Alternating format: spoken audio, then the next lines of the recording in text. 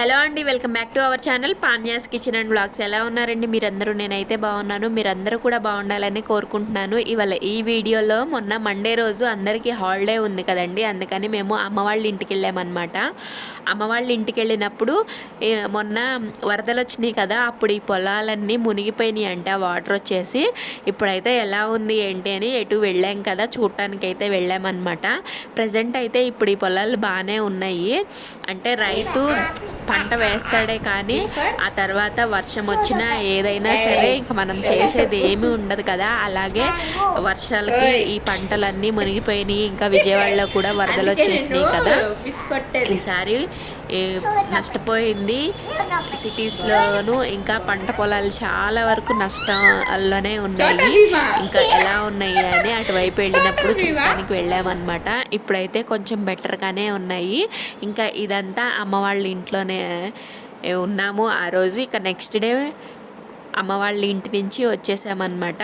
అంటే సండే రోజు వెళ్ళి మండే రోజు ఈవినింగ్కి వచ్చేసాము. ఇక ఇంటికి వచ్చిన తర్వాత మన యాజ్ యూజువల్ పనులు అయితే ఉంటాయి కదండి. పాపనైతే స్కూల్కి పంపించేశాను. పంపించిన తర్వాత ఈ ఇల్లు ఊడవటం, మాప్ పెట్టడం అయితే చేస్తున్నాను. మార్నింగే లంచ్ బాక్స్ పెట్టాలి కాబట్టి లంచ్ ప్రిపరేషన్ అయిపోయింది. ఇక ఈ పనులన్నీ నెమ్మదిగా చేస్తానన్నమాట. నేను ఇల్లు ఊడవనా అని ఒక కామెంట్లో అయితే వచ్చింది. అంటే రోజుకు ఎట్లా క్లీన్ చేసుకుంటారు ఏంటి అని చెప్పి వచ్చిందనమాట. నేనైతే మోస్ట్లీ పాపను హస్బెండ్ వెళ్ళక ముందునే ఊడవటానికి ట్రై చేస్తాను. ఏదన్నా లంచ్ ప్రిపరేషన్ లేట్ అయినప్పుడు మాత్రం వాళ్ళు వెళ్ళిన తర్వాత ఇక కాసేపు ఏదన్నా పని చూసుకొని ఆ తర్వాత ఈ ఎక్స్ట్రా పనులు ఉంటాయి కదండి. ఫస్ట్ మనకైతే లంచ్ బాక్స్లో హడావిడి ఉంటుంది కదా, అది అంతా అయిపోయిన తర్వాత బట్టలు వాష్ చేసుకోవటం, గిన్నెలు క్లీన్ చేసుకోవటం, ఇలా ఇల్లు ఊడ్చుకోవడం, తుడుచుకోవటం ఇలాంటి పనులు అయితే చేస్తాను. నేనే కాదు, ఆల్మోస్ట్ అందరూ ఇలాగే చేస్తారు. ఇక నేనైతే మార్నింగు ఈవినింగు ఒకవేళ పాప ఇంట్లో ఉందనుకోండి ఎక్కువసార్లు ఊడుస్తానన్నమాట. మీ అందరికీ తెలిసే కదండి, మాకు 3 రూమ్స్ ఉంటాయి, ఇట్లా స్ట్రైట్గా ఉంటాయి అన్నమాట. ఇక ఇల్లు అయితే ఊడ్చేసాను. ఈ వాషింగ్ మిషన్లో బట్టలు వేస్తూ ఉన్నప్పుడు ఇక మాప్ అయితే పెట్టేసుకోవచ్చని బట్టలు వేయటానికి అయితే తీసుకొచ్చాను అనమాట. ఇక మాకు వాషింగ్ మిషన్ కనెక్షన్ అయితే బయటగా ఉంటుందండి, వరండాలోనే పెట్టేసుకున్నాము. ఇంకా అక్కడ ఉంటుంది. అక్కడైతే బట్టలు వేసేసాను అనమాట.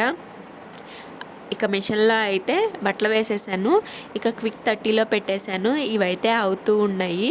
ఇక నేనైతే ఇల్లు అయితే ఊడ్చుకొచ్చేసాను కదా, ఇవాళ అయితే మాప్ పెట్టాలి. అంతకంటే ముందు వంటగది కూడా కొంచెం క్లీన్ చేసేసుకుందామని షింక్లో కొన్ని గిన్నెలు ఉన్నాయి. మార్నింగ్ లంచ్ ప్రిపరేషన్ చేశాను కదా, దానికి వచ్చిన గిన్నెలన్నీ కడిగేసుకుంటున్నాను అనమాట. మోస్ట్లీ నైటే గిన్నెలు కడిగేస్తాను. ఇక మార్నింగ్కి వచ్చిన గిన్నెలన్నీ కడిగేసేసి ఇంకా షింక్ పక్కన అయితే క్లీన్ చేసేసుకున్నాను అనమాట. క్లీన్ చేసుకొని స్టాండ్ పైన పెట్టేశాను. ఆల్మోస్ట్ ఈ పనులన్నీ చేసేటప్పటికి నాకు 12:30 అట్లా అవుతుందండి.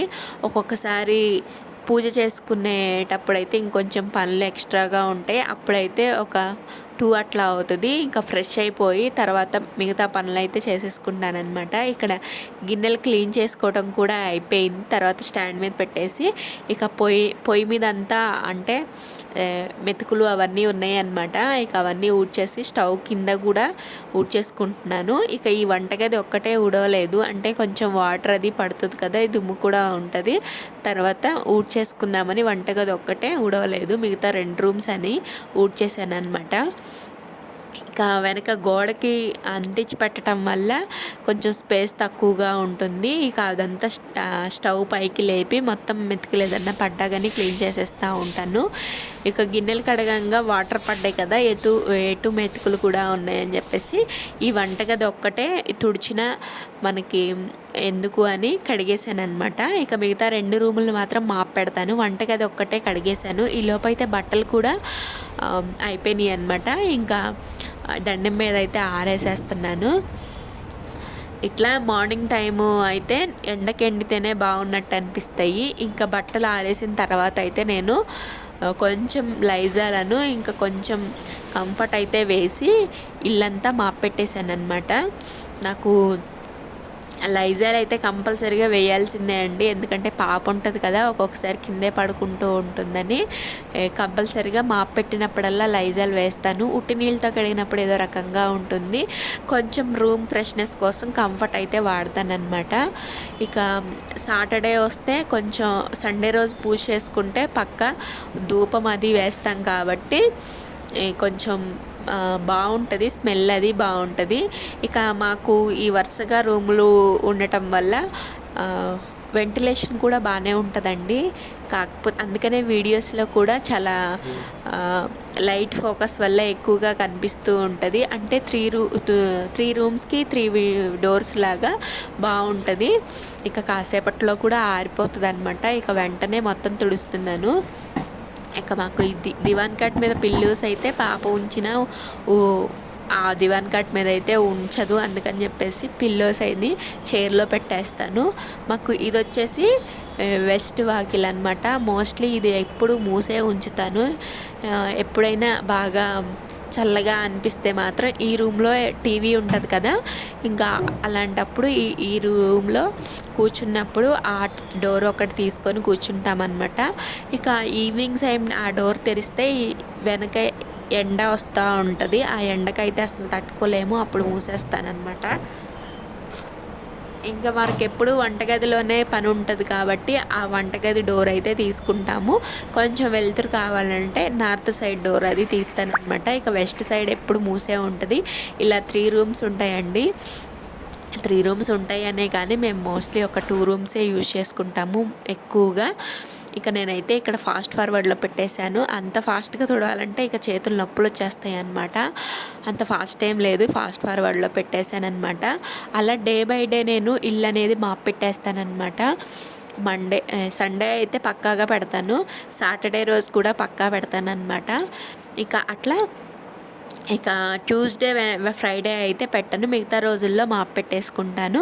ఇంకా ఇల్లు కొంచెం బాగా మురికి అంటే వరండాలో బయట డస్ట్ అది గాలికి వచ్చేస్తూ ఉంటుంది కదా, అది తొక్కేసి ఇంట్లోకి రావటం వల్ల కొంచెం దుమ్ముగా అనిపిస్తే ఇక డే బై డే పెట్టేసుకుంటూ ఉంటాను.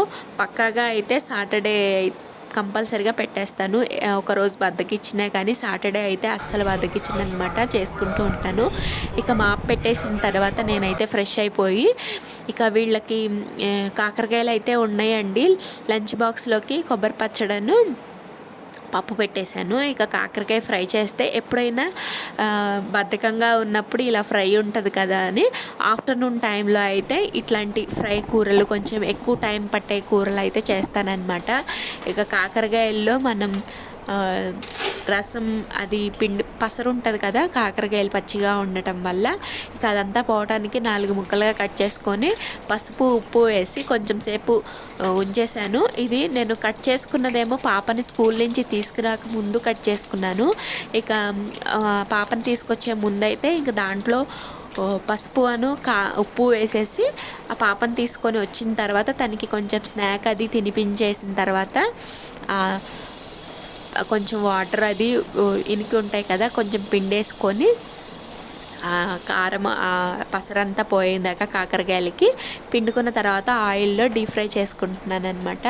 ఆ పక్కనే మసాలా కూడా చేసుకున్నాను. ఈ మసాలాలు ఈ కాకరకాయ పౌడర్కి పనికొస్తాయి, ఇంకా గుత్తి వంకాయ కూరకు కూడా పనికొస్తుంది అనమాట. ఇక మొత్తం వేసిన తర్వాత చివరిగా కొబ్బరి పొడి వేస్తాను. ఎండి కొబ్బరి కూడా వేసుకోవచ్చు, నా దగ్గర ఎండి కొబ్బరి లేదు అందుకనే కొబ్బరి పొడి వేసుకున్నాను. ఈ కాకరకాయలు మొత్తం ఫ్రై అయిన తర్వాత అది కొంచెం చల్లారిన తర్వాత పౌడర్ అయితే మిక్సీ పట్టేసుకున్నాను. ఇంకా కొంచెం ఆయిల్ తీసుకొని పోపు దినుసులు పచ్చిమిర్చి వేసేసి మనం పొడి చేసి పెట్టుకున్న ఈ కాకరకాయకి ఈ పౌడర్ అయితే కొంచెం ఫ్రై చేసుకుంటున్నాను. ఆల్రెడీ ఇది డ్రై రోస్ట్ చేసినయే కాబట్టి కొంచెం సేపు అట్లా చేసి ఫ్రై చేసి పెట్టుకున్న కాకరకాయ వేసేసి ఈ కారం అనేది ముక్కలకి పట్టేంత వరకు వేసుకుంటున్నాను అనమాట. కొంచెం కారం ఎక్స్ట్రాగా అయినాయి, నేను ఎండుమిర్చి ఎక్కువ వేసాను. ఇవి ఎక్కువ రోజులు నిల్వ ఉంటుందండి, మనం తడి తగలకుండా. ఇంకొంచెం స్పైసీ ఉందనుకోండి చాలా రోజులే ఎక్కువగా స్టోర్ ఉంటాయి అన్నమాట. ఇక బాగా ఈ పౌడర్ అంతా కాకరకాయ ముక్కలకి పట్టేంత వరకు ఫ్రై చేసేసాను అనమాట. మనకి తడి తగలదు, ఇంకా ఆయిల్ ఉంటుంది కాబట్టి ఎక్కువ రోజులే నిల్వ ఉంటుంది. ఇదైతే పప్పులోకి, పప్పుచారుల్లోకి సైడ్ డిష్గా బాగా పనిచేస్తుంది అనమాట. ఇది వేడివేడి అన్నంలో తింటే కూడా బాగుంటుంది. ఇక పాపని చదివించేస్తున్నాను. హోంవర్క్ అది రాయించేశాను. వీడియో కనుక నచ్చితే ప్లీజ్ లైక్ చేయండి. కొత్త వాళ్ళైతే ఛానల్ని సబ్స్క్రైబ్ చేసుకోండి. Bye bye.